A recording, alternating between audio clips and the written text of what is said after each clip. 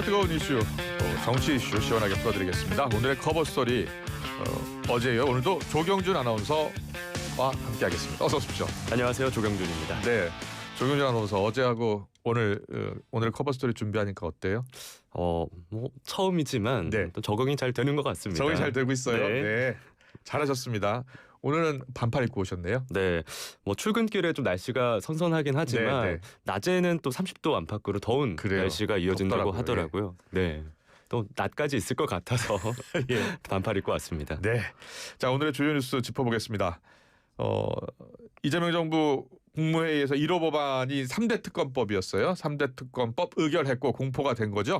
네, 더불어민주당 주도로 이 국회 문턱을 넘은 이 3대 특검법이 어제 오전 이재명 대통령이 주재한 국무회의에서 의결됐습니다. 네. 지난 5일 본회의를 통과한 지 닷새 만인데요. 대통령실은 현재 내각 구성원들의 의견을 충분히 수렴해서 심의 의결했다고 전했습니다. 그러면서 3개 특검법을 의결한 건 지난 대선에서 확인된 국민의 뜻에 따른 조치라고 강조했는데요. 이에 따라서 지난 윤석열 정부 당시 제기된 각종 의혹 사건을 수사할 특검 전국이 본격화할 걸로 보입니다. 또 조만간 3개 특검팀이 구성돼 출범할 걸로도 보입니다. 자, 3대 특검법. 자, 어떤 내용인지도 살펴볼까요? 네, 3개 특검법 이 내용은 서로 다른 의혹을 다루지만 최종적으로는 윤석열 전 대통령과 배우자 김건희 여사를 겨냥하고 있는데요. 네. 먼저 내란 특검법부터 살펴보면요. 지난 12.3 비상계엄과 관련한 범죄 의혹 11개에 대해서 수사합니다. 또 수사 과정에서 인지된 관련 사건도 향후에 포함될 수 있어서 이 항목은 더 늘어날 수도 있고요. 12.3 비상계엄 선포 자체는 물론 당시 이뤄진 국회 봉쇄와 선관위 점거, 주요 인사 체포 등 관련 내용 전반을 살필 예정입니다. 네. 또 다만 관련 수사가 이미 상당 부분 진행된 만큼 계엄 전 무인기를 평양에 침투시켜 북한 공격을 유도한 것 아니냐는 의혹과 또 주요 정치인 이름과 폭파, 사살 등의 단어가 적혀서 논란이 됐던 노상원 수첩 등이 주요 수사 대상이 될 수 있다는 분석도 나옵니다. 그리고 이 배경엔 윤 전 대통령이 있는지도 최종적으로 확인하게 될 전망이고요. 다음으로 김건희 여사에 대한 특검법은 16개의 항목을 대상으로 하고 있습니다. 3개 특검법 중 가장 많은 항목인데요. 사실상 윤 전 대통령 부부 모두를 수사 대상으로 하고 있습니다. 김 여사와 관련된 도이치모터스 3부토건 주가 조작 의혹과 명품백 수수 의혹 등이 골자지만 명태균 씨를 고리로 한 불법 여론조사, 공천 개입 의혹도 포함돼 있어서 윤 전 대통령 역시 이 수사를 피하기 어려울 걸로 보입니다. 마지막으로 최상병 특검은 공수처와 대구지검으로부터 총 8개의 의혹을 넘겨받아서 수사할 전망인데요. 이 중 순직 해병 특검에서도 도이치모터스 주가 조작 핵심 인물이 김 여사에게 임성근 전 해병대 1사단장 9명을 부탁했다는 의혹도 수사 선상에 올라와 있고요. 그래서 결국 이 세 특검 모두 윤 전 대통령 부부에 대한 전방위 수사가 예상이 됩니다. 3대 특검법이 관보 게재를 거쳐서 공포된 만큼 예. 특검 추천과 또 대통령 임명 등 후속 절차가 진행될 예정이고요. 이르면 다음 달 초부터 시작될 전망입니다. 네. 사상 초유의 3대 특검법이 통과를 했습니다. 지금 그 검사가 120명 정도 파견이 된다고 하고요. 네. 수사관도 한 200여 명, 또 파견 공무원도 100여 명 정도 더 투입이 된다고 합니다. 이 3대 특검법 공포에 대해서 야당인 국민의힘이 강하게 반발하고 있죠. 네, 사정 정국과 정쟁에 의존하는 정부는 결코 성공할 수 없다 이렇게 야당은 반발했는데요. 그러면서 국민의힘 내부에서는 전방위적 사정 정국이 현실화할 가능성에 대한 우려가 커지고 있습니다. 네. 이유는 수사 과정에서 당시 직간접적으로 관여했던 야권 관계자들도 수사 선상에 오를 가능성이 거론되고 있기 때문인데요. 이미 국민의힘 추경호 의원은 지난해 말 계엄 사태를 수사 중인 경찰 국수본 특수단의 조사를 받았었고 또 김영선 전 의원도 공천 개입 의혹을 수사하는 검찰 조사에 출석을 했습니다. 또 예. 앞으로 조사 범위가 더 확대될 수 있다는 것에 대해서 우려하고 있습니다. 네.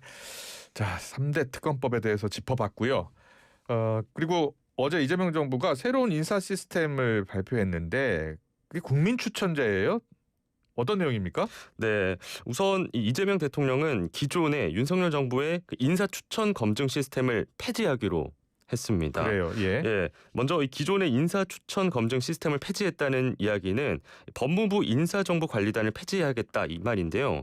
어제 국무회의에서는 이 내용을 골자로 하는 법무부와 그 소속 기관 직제 개정령안이 의결됐습니다. 인사 검증을 하지 않겠다는 건 아니고요. 네. 예, 인사 검증해야 됩니다. 하는 네. 것이고요. 예. 네. 또 지난 윤석열 정부는 출범 직후에 기존 인사 추천 검증 시스템이 폐쇄적이라면서 시행령을 통해서 이 법무부에 인사정보관리단을 설치한 뒤 검사들을 파견해 인사 검증 업무를 맡겼었는데요. 네, 네. 하지만 이 추천 업무가 대통령실 인사기획관 주도로 이루어져서 한계가 노출이 됐고 네. 시행령을 통해서 법무부에 인사검증 권한을 부여하는 게 위법 소지가 있다는 지적이 잇따랐습니다. 대통령실 강유정 대변인은 이번 조치가 이러한 지적들에 대해서 정상화하는 작업의 일환이라고 설명을 했습니다. 네, 어제 관심이 국민 추천제였어요. 장차관, 공직자 다 국민이 추천할 수 있게 하는 거예요? 네, 맞습니다. 또 여기에는 공공기관장도 포함이 되는데요. 국민 주권 정부라는 이 기조에 맞춰서 국민이 직접 정부 운영에 참여할 기회를 늘리겠다는 의미로 풀이됩니다. 대통령실은 인사혁신처가 운영하는 국민추천제 홈페이지나 또 이 대통령의 공식 SNS 계정, 이메일 등을 통해서 누구나 참여할 수 있다고 설명을 했는데요. 네. 추천 접수는 어제를 시작으로 일주일간 진행됩니다. 접수된 인사 추천안은 데이터베이스화를 거친 뒤 대통령실, 공직기강 비서관실의 인사 검증 및 공개 검증 절차를 밟고요. 이런 과정 끝에 적임자로 결정되면 정식 임명 절차로 넘어갑니다. 네. 자, 국민 추천제에 대해서 짚어봤습니다. 또 이재명 대통령 재판이요. 지금 대장동 재판도 연기가 됐네요. 네, 맞습니다. 예. 지난 월요일 서울고등법원이 이 대통령의 공직선거법 위반 파기환송심 재판을 무기한 연기한 데 이어서 서울중앙지방법원도 대장동 위례 백현동 사건 재판의 기일을 추후 지정으로 변경을 했는데요.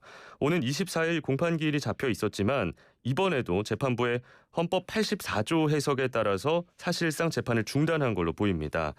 이에 따라서 이 대통령이 얽혀있는 대북 송금 사건 등 나머지 3개의 재판도 절차가 중단될 가능성이 커졌다는 분석도 잇따르고 네. 있는데요. 서울고법이 심리 중인 위증교사 사건 항소심은 지난달 이미 기일 추후 지정 결정이 내려진 상태이고요. 그리고 이 대통령은 또 다음 달 수원지방법원에서 법인카드 유용 사건과 쌍방울 예. 대북 송금 사건의 1심 재판을 앞두고 있는데 대장동 사건 재판처럼 이 대통령만 중단하고 또 공동 피고인들만 심리를 이어갈 거란 관측도 나오고 있습니다. 일각에서는 헌법 소원과 검찰의 이의 제기 등을 통해서 재판이 다시 진행될 가능성이 있다는 주장도 나오곤 있지만 네. 사실상 재판부의 판단을 뒤집긴 어려울 거란 전망이 나오고 있습니다. 네. 계속해서 여야 지도부 지금 교체 인선 작업 좀 짚어보겠습니다. 민주당 같은 경우에 새 정부 출범 이후 원내대표 뽑기 위한 합동 토론회가 어제 열렸죠? 네, 현재 3선 김병기 의원과 4선 서영교 의원이 출마한 상태인데요.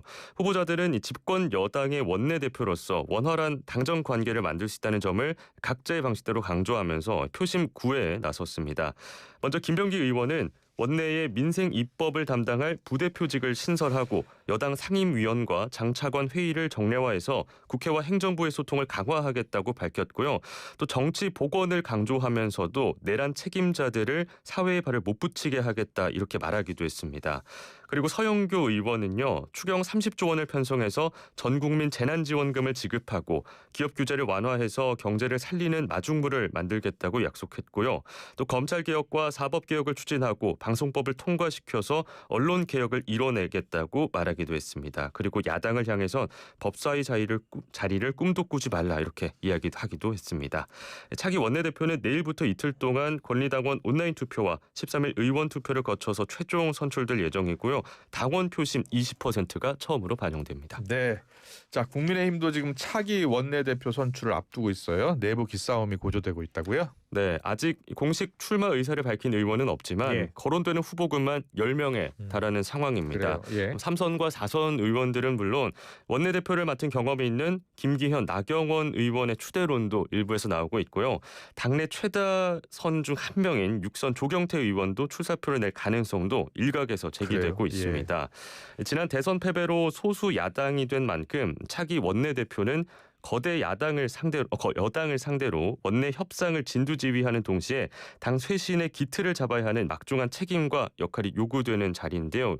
이번 원내대표 경선은 이르면 7월에서 8월 중 전망되는 당대표 선출을 위한 전당대회의 전초전이라는 정치적 의미까지 더해지고 있습니다. 이에 따라서 친윤계를 포함한 옛 주류 세력과 친한계 등 각 계파와 세력 간의 치열한 수싸움이 벌어질 걸로 보이는데요. 현재로서는 친윤계에서 대선 패배 수습을 위한 경험과 경륜을 갖춘 안정적 리더십이 필요하다는 인식이 강하고, 친한계에서는 차기 원내대표의 덕목으로 개혁 추진 의지를 앞세우고 있습니다. 네. 자, 국민의힘 차기 원내대표 선출 자, 분위기 짚어봤습니다. 이번에 해외로 좀 눈을 돌려볼게요. 미국 LA에서 지금 닷새째 시위가 이어지고 있습니다. 트럼프 정부의 불법 이민자 단속에 반발하는 시위죠. 네, 맞습니다. 현재는 시위대의 도심 방화 등 소요 사태는 다소 누그러진 양상인데요. 네. 하지만 이 시위가 미국 전역으로 확산하는 모양새입니다. 현재 언론에 따르면 불법 이민자 단속에 반대하는 시위는 샌프란시스코를 비롯해 뉴욕, 시카고 등 미국 10여 개 대도시로 확산하고 있고요. 전국적인 시위는 적어도 이번 주말까지 이어질 걸로 전망됩니다. 그래요? 예. 특히 오는 14일에는 트럼프 대통령의 생일이자 미 육군 창설 250주년 열병식 행사에 맞춰서 트럼프 대통령은 왕이 아니다라는 뜻의 노킹스 시위가 미국 전역에서 열릴 예정입니다. 네. 자, 그런데 이제 논란이 되고 있는 게 트럼프 대통령이 시위대 진압하기 위해서 주방위군 해병대까지 투입을 해요? 네, 맞습니다. 트럼프 대통령은 이번 불법 이민자 단속의 반대 시위와 관련해서 위험이 제거될 때까지 네. 주 방위군을 주둔할 것이라고 말했는데요. 2,000명의 LA 주 방위군에 이어서 지난 9일 2,000명의 주 방위군과 700명의 해병대를 추가 파견한 상황입니다. 그래서 현재 LA 시위에 투입된 병력 규모는 4,700명 수준이고요.